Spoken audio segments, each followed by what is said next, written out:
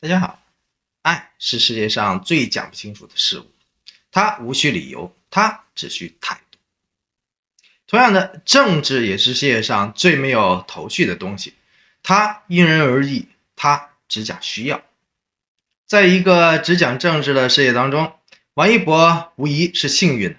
他又要担当起来一个极其重要的角色了。在一段沧海桑田的爱情里面，赵丽颖无疑是聪明的，她非常明白什么是自己想要的，什么是不想要的。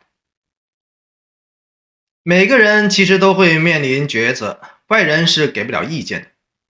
因为有时候抉择的背后，瓜皮的下面有着更多常人看不见的真相与瓜瓤。